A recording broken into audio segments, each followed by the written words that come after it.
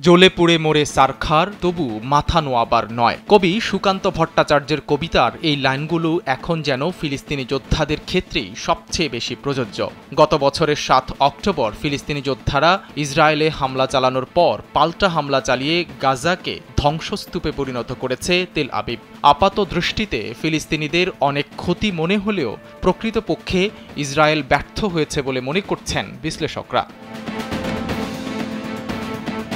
তাদের মতে পৃথিবীর সবচেয়ে শক্তিশালী গোয়েন্দা সংস্থা, অত্যাধুনিক সরঞ্জাম এবং পশ্চিমাদের প্রকাশ্য সমর্থন থাকার পরও ৬ মাসের বেশি সময় ধরে অভিযান চালিয়ে হামাসকে বাধ্য এবং বন্দীদের মুক্ত করতে না পারাটা ইসরায়েলের বড় ব্যর্থতা। ১ মিনিটে নগদ ইসলামিক অ্যাকাউন্ট খুলতে ডায়াল করুন *167#। কারণ তারা হামাসকে নির্মূল করতে এবং বন্দীদের মুক্ত করতে গাজাকে অনেকটা মাটির সঙ্গে মিশিয়ে দিয়েছে। তবুও ফিলিস্তিনি যোদ্ধাদের হাত থেকে বন্দীদের মুক্ত করতে পারেনি ইসরায়েল। এ অবস্থায় গাজায় ফিলিস্তিনি যোদ্ধাদের হাতে জিম্মি ২ ইসরায়েলি বন্দীর নতুন ভিডিও প্রকাশ করেছে হামাস। উপত্যকাটিতে এখনও যে জিম্মিরা বেঁচে আছে তার প্রমাণ হিসেবে গোষ্ঠীটি এই ভিডিও প্রকাশ করেছে বলে ধারণা করা হচ্ছে।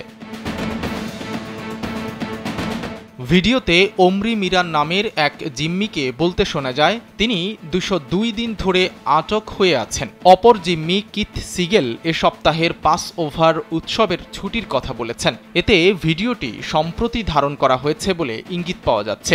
নতুন ভিডিও প্রকাশিত হওয়ার প্রতিক্রিয়ায় ২ জিম্মির পরিবার বলছে তাদের ফিরে পাওয়ার লড়াই চালিয়ে যাবেন তারা। সেই সঙ্গে তারা ইসরায়েল সরকারের প্রতি নতুন জিম্মি মুক্তির চুক্তি করার অনুরোধ জানিয়েছেন।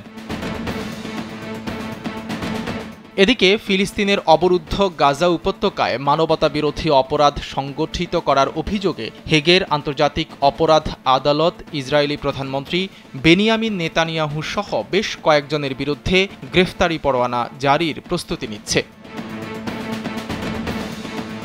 এই গ্রেফতারি পরোয়ানা নিয়ে নেতানিয়াহু প্রচণ্ড চাপে রয়েছেন বলে জানিয়েছেন ইসরায়েলি বিশ্লেষক বেন কাসপিট। তিনি ওয়াল্লা নিউজকে জানিয়েছেন নেতানিয়াহু এবং অন্যরা হেগের আন্তর্জাতিক অপরাধ আদালতের সম্ভাব্য গ্রেফতারি পরোয়ানা নিয়ে প্রচণ্ড চাপে রয়েছেন। আন্তর্জাতিক ক্ষেত্রে ইসরায়েলের অবস্থানের জন্য এটি খুবই খারাপ একটি বিষয়। সাইদ রহমান, কালবেলা ডেস্ক।